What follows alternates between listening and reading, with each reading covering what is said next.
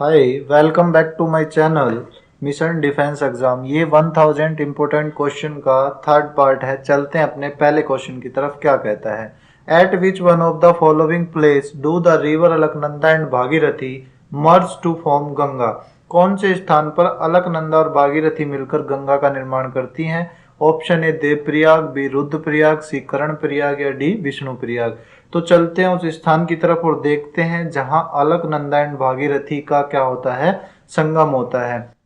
इस स्थान को आप देख सकते हो, जो राइट साइड से है वो अलकनंदा है और जो लेफ्ट साइड से आ रही है वो क्या है, भागीरथी है। ये दोनों इसी स्थान पर मिलने के बाद में आगे जो धारा निकलती है उसी को गंगा के नाम से जानते हैं। इन दोनों के संगम से ही गंगा का निर्माण होता है। तो अलकनंदा और भागीरथी इस स्थान पर आकर क्या है, मिलती हैं। इस स्थान को जानते हैं देवप्रयाग के नाम से। तो ऑप्शन नंबर ए जो होगा वो आपका क्या होगा, करेक्ट आंसर होगा। अलकनंदा और भागीरथी कहाँ मिलती हैं? देवप्रयाग में आकर मिलती हैं। Option question number 2, which of the following is not a nuclear power centre? निम्नलिखित में से कौन सा न्यूक्लियर पावर सेंटर नहीं है? Option A Narora, B Kota, C कैमेरा या डी काकरपारा। तो हमें ये बताना है कि न्यूक्लियर पावर सेंटर निम्नलिखित में से कहाँ नहीं स्थापित किया गया है। इससे पहले हम देखते हैं कि जो न्यूक्लियर पावर प्लांट होता है वो कैसे काम करता है। तो न्यूक्लियर पावर प्लांट की अगर बात करें तो वो हीट एनर्जी को इलेक्ट्रिक एनर्जी में कन्वर्ट करता है, जो पूरी तरीके से यूरेनियम एनर्जी पर डिपेंड होता है। इसके अंदर जो यूरेनियम एलिमेंट होते हैं उनके छोटे छोटे टुकड़ों को एक बंडल, एक रोड के अंदर फिक्स कर दिया जाता है और ऐसी काफ़ी सारी रोडों का एक बंडल बनाया जाता है और इस बंडल को उस बॉक्स के अंदर फिट कर दिया जाता है, जिस बॉक्स के चारों तरफ पाइप के अंदर हैवी वाटर फिल होता है। जैसे ही यूरेनियम एनर्जी जनरेट करना शुरू करता है, पाइपों के अंदर जो हैवी वाटर होता है वो गर्म होने की वजह से वो हीट को लेकर पाइप के थ्रू टरबाइन तक पहुंचता है और हीट एनर्जी जो होती है वो प्रेशर के कारण टरबाइन को क्या है, घुमाने लग जाती है, जिसकी वजह से क्या है, इलेक्ट्रिक एनर्जी को जनरेट किया जाता है। तो अगर इसकी बात करें कि न्यूक्लियर पावर सेंटर कहाँ नहीं है, तो वो ऑप्शन नंबर सी आपका कैमरा के अंदर न्यूक्लियर पावर सेंटर स्थापित नहीं किया गया है। नरोरा, कोटा और काकरपारा में न्यूक्लियर पावर सेंटर है। और question number 3, gravity setting chambers are used in industries to remove. जो ग्रेविटी सेटिंग चैम्बर्स बनाए जाते हैं इंडस्ट्री के अंदर, वो बेसिकली किसको रिमूव करने के लिए बनाए जाते हैं उसके बारे में आपसे पूछ रहा है। Option number A NOx, B SOx या CO या option number D suspended particle. तो जो ग्रेविटी चैम्बर्स होते हैं उनका यूज मोस्टली क्या है, एयर पोल्यूशन या वाटर पोल्यूशन को रिमूव करने के लिए किया जाता है। अगर हम इस सेटिंग चैम्बर्स की बात करें तो ये सेटिंग चैम्बर्स कैसे काम करता है, अगर हमें अनसस्पेंडेड पार्टिकल, चाहे वो ऑयली हो चाहे वो सॉलिड हो, को रिमूव करना है और एक प्योर वाटर फॉर्म हमें चाहिए होती है, तो हम पॉल्यूटेड वाटर को इसके अंदर से गुजारते हैं। जो हैवी मटेरियल होता है वो नीचे डंप होकर एक पाइप के थ्रू बाहर निकाल दिया जाता है। जो ऑयली मटेरियल होता है वो ऊपर जाने के बाद में दूसरे पाइप के थ्रू बाहर निकाल दिया जाता है और प्योर वाटर हमें प्राप्त होता है। ठीक है, तो ग्रेविटी चैम्बर्स जो होते हैं वो बेसिकली जो सस्पेंडेड पार्टिकल्स होते हैं उनको रिमूव करने के लिए यूज किया जाता है। तो ऑप्शन नंबर डी आपका क्या होगा, करेक्ट आंसर होगा। चलते हैं अपने नेक्स्ट क्वेश्चन की तरफ। First Afghan war took place in. जो पहला अफगान युद्ध था वो कब लड़ा गया, ये आपसे पूछ रहा है। तो अफगान वार की बात करें तो इसको फर्स्ट एंग्लो अफगान वार के नाम से भी जानते हैं। ये जो लड़ा गया था वो British empire and the emirates of Afghanistan के बीच में लड़ा गया था। इसका जो टाइम पीरियड है वो 1839 से लेकर 1842 तक ये जो लड़ाई थी ये चली थी। तो ऑप्शन नंबर जो ए होगा वो आपका क्या होगा, करेक्ट आंसर होगा। 1839 में फर्स्ट अफगान वार क्या हुआ था, लड़ा गया था। ठीक है, तो चलते हैं अपने नेक्स्ट क्वेश्चन की तरफ। फिफ्थ क्वेश्चन क्या कहता है उसको देखते हैं। ठीक है, तो फिफ्थ क्वेश्चन की अगर बात करें तो Hitler party which came into power in 1933 is known as. जो हिटलर की पार्टी थी जो सत्ता में आई थी 1933 में, उसको किस नाम से जानते थे? हिटलर की अगर बात करें, हिटलर को सभी जानते हैं। हिटलर एक मैन करेक्टर है किसका, 1939 से 1945 के बीच में जो विश्व युद्ध सेकंड हुआ था उसका मैन कैरेक्टर इसको माना जाता है, मैन विलन माना जाता है। तो जो हिटलर की जो पार्टी थी जो 1933 में सत्ता में आई थी, option number D Nazi party उसको कहा जाता था। ठीक है, तो चलते हैं अपने 6th क्वेश्चन की तरफ। क्या कहता है, Guwahati high court is the judicature of, जो गुवाहाटी हाई कोर्ट है वो किस किस का हाई कोर्ट माना जाता है, ये आपसे पूछना चाह रहा है।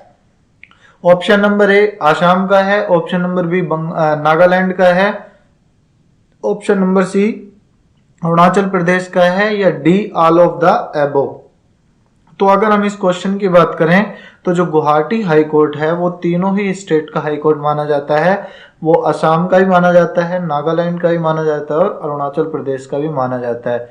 तो ऑप्शन नंबर डी आपका क्या होगा, करेक्ट आंसर होगा। असम की राजधानी दिसपुर है, नागालैंड कोहिमा, अरुणाचल प्रदेश की क्या है, ईटानगर है। चलते हैं अपने नेक्स्ट क्वेश्चन की तरफ। क्या कहता है, gulf corporation council was originally formed by, जो गल्फ कॉरपोरेशन काउंसिल है वो किसके द्वारा फॉर्म की गई थी। ऑप्शन नंबर ए Bahrain, Kuwait, Oman, Qatar, Saudi Arabia या यूनाइटेड अरब अमीरात। बी की बात करें सेकंड वर्ल्ड नेशंस द्वारा, सी थर्ड वर्ल्ड नेशंस द्वारा या फोर्थ वर्ल्ड नेशंस द्वारा।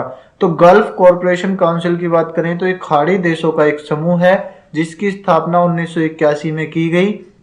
इसका जो हेडक्वार्टर है वो सऊदी अरबिया की राजधानी रियाद के अंदर है। इसका जो मेन कारण था वो गल्फ कंट्रियों के बीच में राजनीतिक, आर्थिक और व्यापारिक जो संबंध है उनको संयोजन प्रकार से लेकर आना था।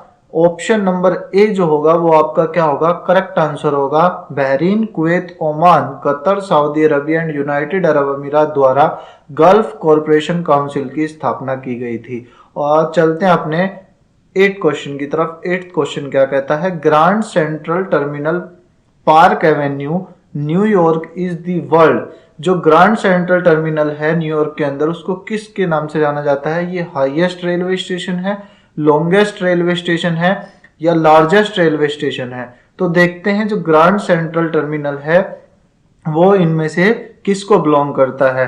तो अगर ग्रैंड सेंट्रल टर्मिनल की बात करें तो ये यूएसए की न्यूयॉर्क सिटी के अंदर स्थापित किया गया है। इसकी अगर बात करें तो ये लार्जेस्ट ट्रेन टर्मिनल है। आप इसका एरिया देख सकते हो। अगर इसकी बात करें तो इसको ओरिजिनली जो आर्किटेक्चर माने जाते हैं इसके, वो इनको माना जाता है वेंडरबिल्ट को। ठीक है, इसकी जो काम की स्थापना, इसको जो शुरू करने की स्थापना हुई थी 1903 में हुई थी और 1913 में बनकर तैयार हो गया था। ठीक है, तो grand central terminal park Avenue की बात करें जो न्यूयॉर्क में है, ये क्या है, लॉन्गेस्ट रेलवे स्टेशन है ऑफ द वर्ल्ड।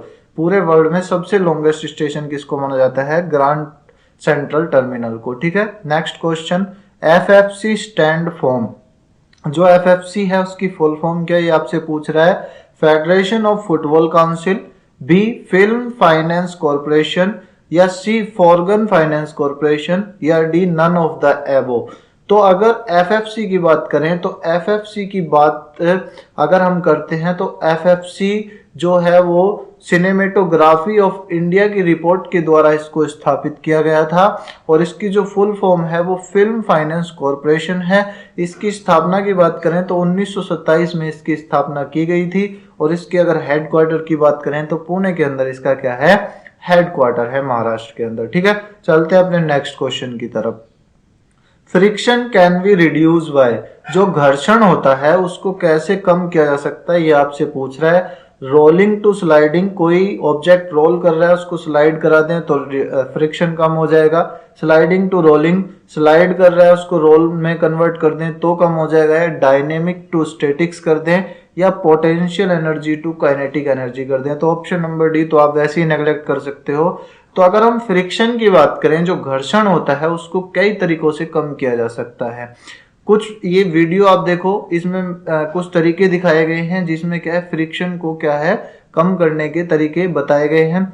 आप इसको पॉलिश करके भी फ्रिक्शन को कम कर सकते हो ताकि जो कांटेक्ट है ऑब्जेक्ट और आप लैंड के बीच में वो क्या है कम हो जाएगा। और जो सबसे बेस्ट तरीका होता है वो होता है कि अगर हम किसी ऑब्जेक्ट को स्लाइडिंग फॉर्म से रोलिंग फॉर्म में कन्वर्ट कर देते हैं तो जो फ्रिक्शन होता है उसकी जो मात्रा होती है वो काफ़ी कम होती है और हमें ऑब्जेक्ट को एक स्थान से दूसरे स्थान तक ले जाने में भी काफ़ी आसानी होती है।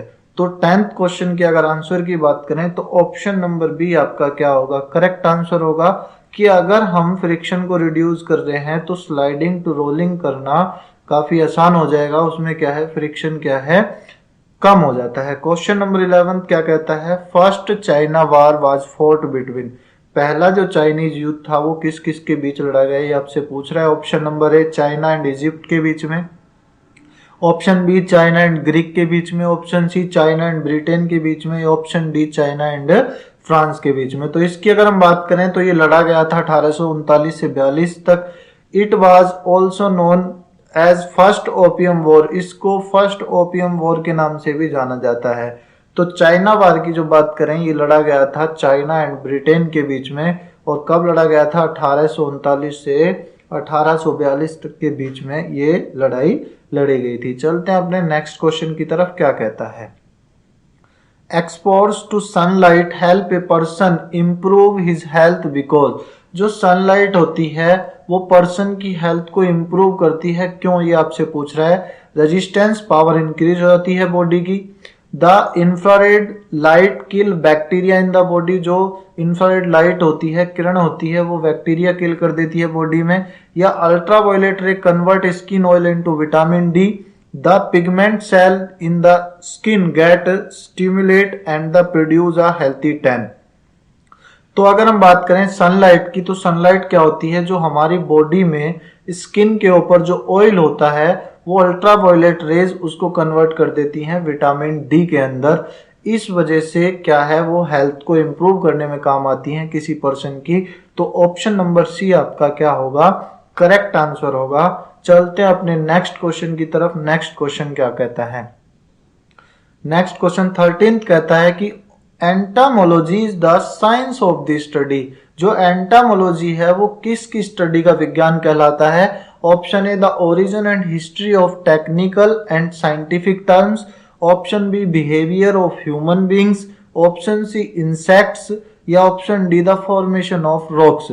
तो एंटामोलॉजी की बात करें, वो जो एक विज्ञान की शाखा है उसका यूज किसके लिए करते हैं, तो देखते हैं किसके लिए यूज किया जाता है। एंटामोलॉजी एक साइंस है जिसमें जो इंसेक्ट्स होते हैं उनका बिहेवियर देखा जाता है, वो रहते कहाँ हैं ये देखा जाता है, कौन कौन सी डिसीजेज वो कैरी करते हैं ये देखा जाता है, नए जो इंसेक्ट्स हैं उनकी जो डिस्कवरी होती है उसको देखा जाता है, और उनका ह्यूमन बींग्स के साथ क्या रिलेशन है, इन सब चीज़ों की जो स्टडी होती है उसी को ही हम एंटामोलॉजी कहते हैं। ठीक है, तो अगर इसकी बात करें इस क्वेश्चन के आंसर की, तो ऑप्शन नंबर सी इंसेक्ट्स की स्टडी को क्या कहा जाता है, एंटामोलॉजी कहा जाता है। ठीक है, तो चलते हैं अपने नेक्स्ट क्वेश्चन की तरफ। 14th क्वेश्चन क्या कहता है, कहता है during 11th Antarctic expedition in November 1991 to March 1992, जो 11th अंटार्कटिक एक्सपेडिशन हुआ था, अभियान शुरू हुआ था, उसमें क्या किया गया था, कौन सा स्टेशन स्थापित किया गया था। सेकंड परमानेंट स्टेशन मैत्री स्थापित किया गया था, या फर्स्ट परमानेंट स्टेशन दक्षिण गंगोत्री स्थापित किया गया था, या option number C sodar sonic detection and ranging station स्थापित किया गया था, या option number D none of the above. अगर 11th अंटार्कटिक अभियान की बात करें जो नवंबर 1991 से 1992 तक चला था, उसके अंदर जो सोदार है सोनिक डिटेक्शन एंड रैंकिंग जो स्टेशन है उसको स्थापित किया गया था। ठीक है, इसका जो स्थापित करने का जो मेन कारण था वो चुंबकीय क्षेत्र का पता लगाना था। ठीक है, तो आगे चलते हैं अपने नेक्स्ट क्वेश्चन की तरफ। क्या कहता है, डंपिंग एक इकोनॉमिक्स का वर्ड है, उसका यूज किसके लिए किया जाता है। Option number A selling of good abroad a price well below the production cost at the home market price, the process by which the supply of the manufacture product remains low in the domestic market, prohibited by regulation of GATT, या option number D all of the above. तो जो dumping word होता है उसका use international market के अंदर किया जाता है, अंतरराष्ट्रीय व्यापार के लिए किया जाता है। इसका जो मेन कारण होता है वो जो होम प्राइस पर जो प्रोडक्शन बनाते हैं उसको एक लो प्राइस पर दूसरे देश में बेचना ही क्या कहलाता है, डंपिंग कहलाता है। तो option number A, selling of goods abroad a price well below the production cost at the home market price is called a dumping. ठीक है, तो ऑप्शन नंबर ए आपका क्या होगा, करेक्ट आंसर होगा। 16th क्वेश्चन क्या कहता है, fastest short hand writer was, जो फास्टेस्ट शॉर्ट हैंड राइटर थे उनका नाम क्या है, जो फास्टेस्ट स्टेनोग्राफर जिनको आप बोलते हैं उन्हें किस नाम से जाना जाता है वर्ल्ड के अंदर। ठीक है, तो ए की बात करें डॉक्टर GD बिस्ट, बी की बात करें JM टैगोर, या सी की बात करें कुदादा खान, या डी की बात करें JRD टाटा। तो जो फास्टेस्ट शॉर्ट हैंड राइटर जाने जाते हैं, ऑप्शन नंबर ए आपका क्या होगा, करेक्ट आंसर होगा। डॉक्टर GD बिस्ट को क्या कहा जाता है, फास्टेस्ट शॉर्ट हैंड राइटर कहा जाता है। ठीक है, नेक्स्ट क्वेश्चन की बात करते हैं, fire temple is the place of worship of which of the following. एक फायर टेम्पल है, वो किस रिलीजन के धार्मिक पूज्य स्थल के रूप में जाना जाता है, उसके बारे में आपसे पूछ रहा है। Option number A Taoism, option number B Shintoism, या ऑप्शन नंबर सी जुडाइज्म, या ऑप्शन नंबर डी जोरास्ट्रियनिज्म। जो पेरिस रिलीजन है उनका वर्शिप स्थल माना जाता है। तो जो फायर टेम्पल है वो ऑप्शन नंबर डी आपका करेक्ट आंसर होगा। जो पारसी रिलीजन है उनसे बिलोंग करता है उसको बोलते हैं जोरोएस्ट्रियनिज्म। जो पारसी रिलीजन है फायर टेम्पल उनका एक क्या है, धार्मिक स्थल माना जाता है। तो ऑप्शन नंबर डी आपका क्या होगा, करेक्ट आंसर होगा। ठीक है, तो चलते हैं अपने नेक्स्ट क्वेश्चन 18th क्वेश्चन की तरफ। 18th क्वेश्चन क्या कहता है, देखते हैं। Golf player Vijay Singh belong to which country. जो गोल्फ प्लेयर विजय सिंह है वो किस कंट्री से बिलोंग करते हैं। इनकी आप इमेज भी देख सकते हो, ये हैं विजय सिंह। ये जो गोल्फ प्लेयर हैं, गोल्फ खेलते हैं, तो किस कंट्री से बिलोंग करते हैं वो आपको बताना है। India, option B Fiji, option C UK, या ऑप्शन डी USA। तो अगर गोल्फ प्लेयर विजय सिंह की बात करें तो ये फिजी कंट्री से बिलोंग करते हैं। फिजी कंट्री की अगर बात करें तो फिजी की जो राजधानी है वो है क्यूबा। ठीक है, तो ऑप्शन नंबर बी आपका क्या होगा, करेक्ट आंसर होगा। जो विजय सिंह है गोल्फ प्लेयर वो कहां से बिलोंग करते हैं, फिजी से बिलोंग करते हैं। चलते हैं अपने 19th क्वेश्चन की तरफ। कहता है 20 question, film and TV institute of India is located. जो फिल्म एंड टीवी इंस्टीट्यूट है इंडिया के अंदर वो कहाँ लोकेटेड है। Option number A Pune Maharashtra, B Pimpri Maharashtra, या सी पेरम्बर तमिलनाडु, या डी राजकोट गुजरात। तो फिल्म टेलीविजन इंस्टीट्यूट की बात करें तो इसको सेटअप किया गया था गवर्नमेंट ऑफ इंडिया द्वारा 1960 के अंदर। इसका जो हेडक्वार्टर है वो कहाँ है, पुणे महाराष्ट्र के अंदर है। Thank you for watching this video. Video अच्छी लगी हो तो लाइक एंड सब्सक्राइब जरूर करें।